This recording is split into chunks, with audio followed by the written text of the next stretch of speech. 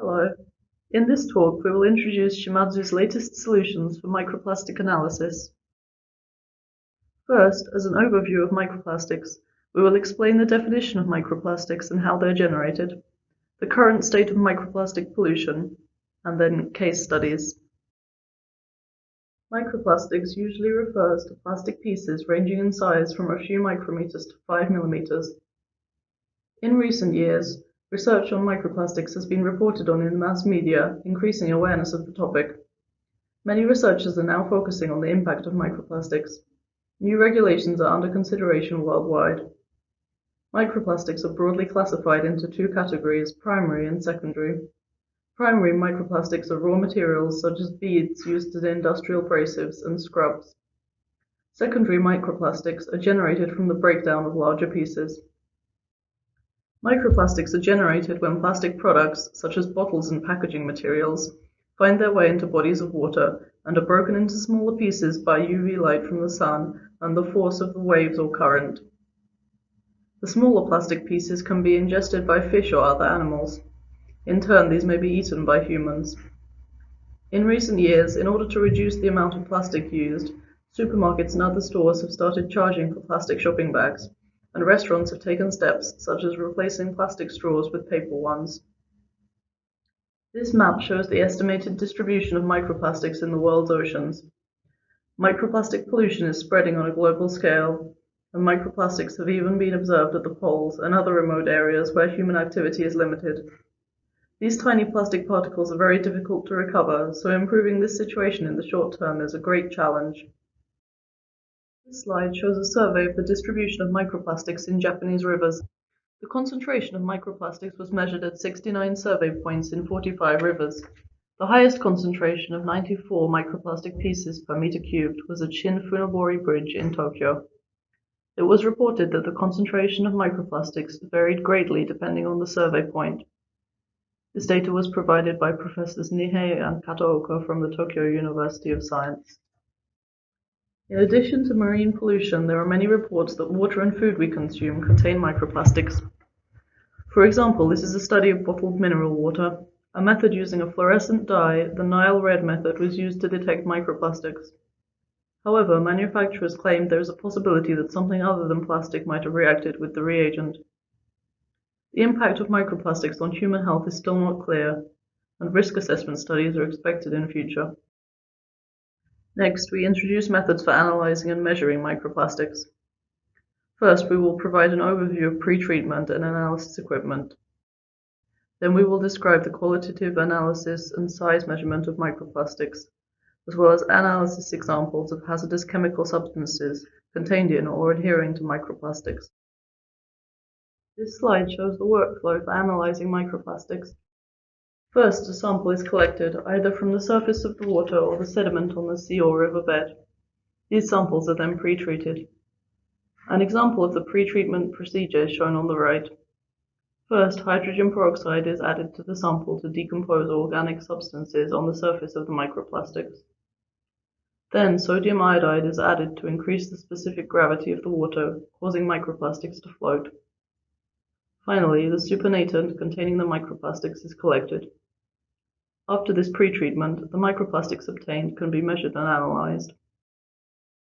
This slide shows how analysis and measurement methods are chosen. The most appropriate method depends on the purpose of the analysis. For example, analyzing the components in the microplastics, measuring the number and size of the microplastic particles, or detecting substances absorbed onto the microplastics. For example, FTIR, infrared microscopy, and thermal analysis equipment are used for component analysis. Mass spectrometers such as LCMS and GCMS, and elemental analyzers such as EDX are used to analyze substances absorbed onto microplastics. The most common analysis method is component analysis of microplastics, typically using a Fourier transform infrared spectrophotometer, or FTIR. FTIR irradiates an analyte with infrared light and detects the transmitted or reflected light to deduce the functional groups in the analyte and to perform qualitative and quantitative analysis of organic compounds.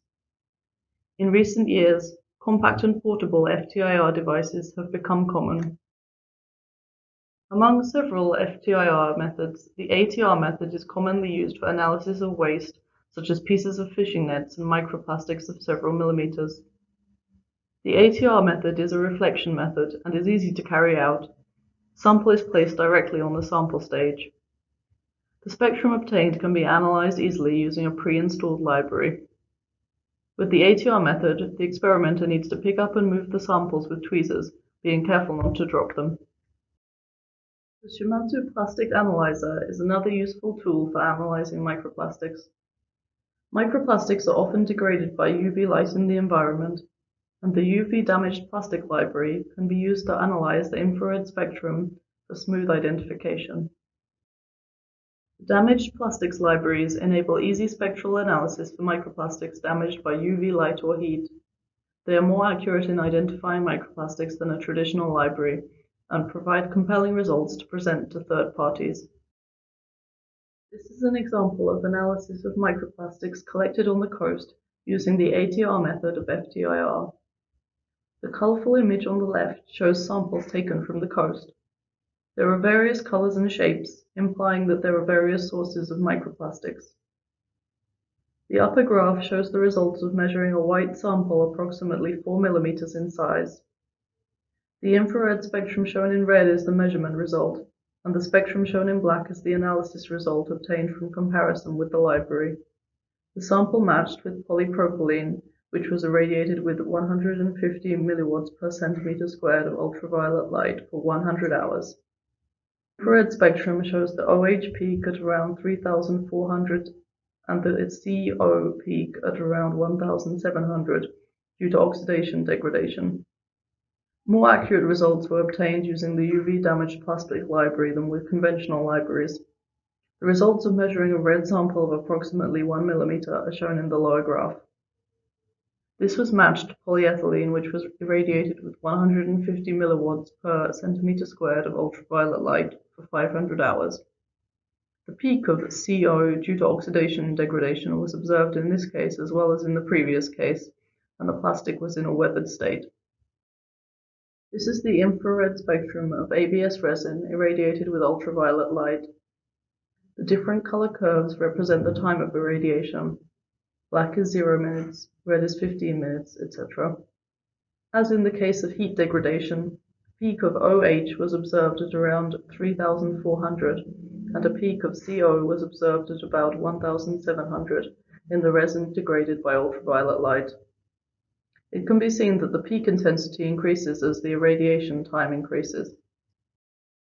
Next, an infrared microscope is often used for component analysis of microplastics smaller than 100 micrometers. The infrared microscope is equipped with a camera that allows detailed observation of samples. You can also set the aperture size to measure only specific areas. Imaging measurements can also be performed by measuring over a wide range and coloring each component in order to visualize the component distribution. This is an example of analyzing microplastics collected from marine organisms. Arctic cod and deep-sea shrimp live in areas where pollution is supposed to be difficult to reach, but it can be seen that the effects of marine waste are spreading to these organisms. On the left is a blue piece of plastic recovered from Arctic cod, which contains PMMA and an additive called kaolin. In addition, the minute plastic collected from the deep-sea shrimp on the right was a mixture of calcium carbonate, polyethylene, and kaolin. Identifying these additives may also help identify plastic products that are the source of microplastics. Optical microscopes are used for observing and measuring the size of microplastics. This is to observe stationary particles one by one, such as those collected on filter paper. If the number of particles is large, the workload is onerous and time-consuming. However, dynamic image analysis can be carried out by taking pictures of microplastics dispersed in a liquid flowing through the system. Since the operator does not have to observe each particle individually, it's possible to evaluate a large number of particles in a short time.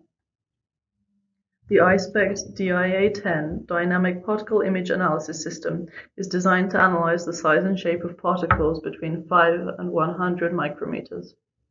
The number of particles per milliliter can be evaluated simultaneously. Measurements can be carried out by simply setting the tip in the top of the device with a general-purpose pipette.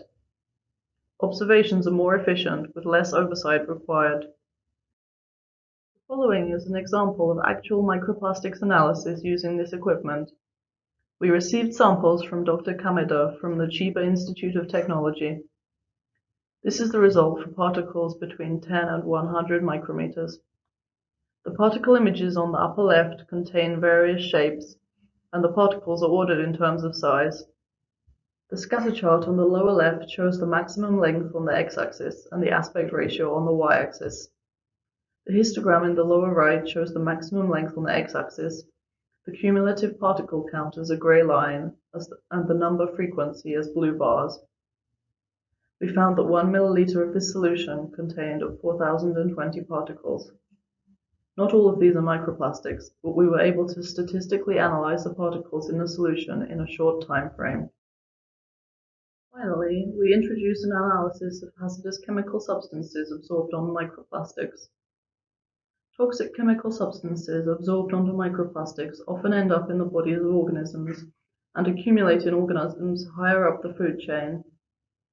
In this analysis, commercially available particulate polypropylene, polystyrene, and polyethylene were compared to microplastics in the environment. Polycyclic aromatic hydrocarbons, which are known to be toxic and to accumulate in organisms, were absorbed onto the sample. The adsorbed components were then extracted with hexane, and the extract was analyzed with a GCMS.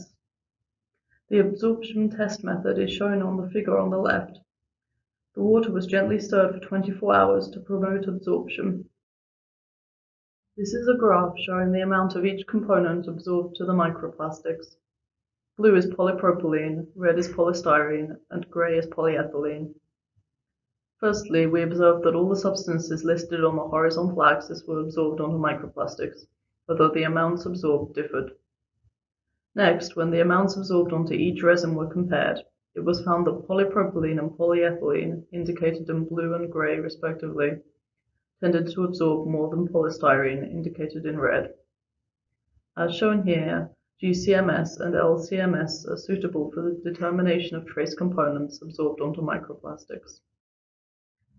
Our company regularly publishes microplastic analysis applications. These include details such as measurement conditions, so please make use of these for your reference.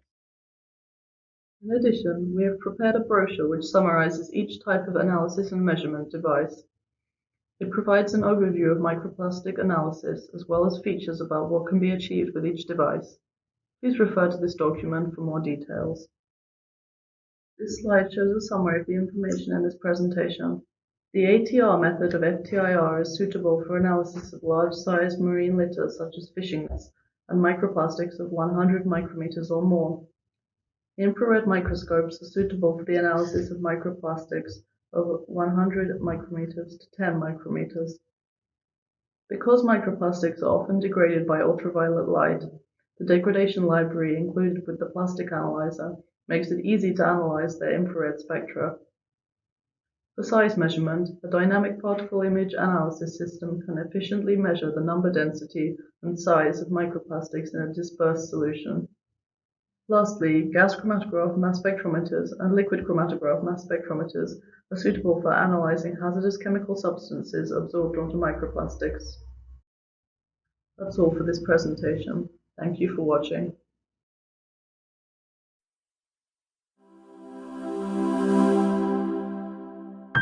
Excellence in science. Shimadzu.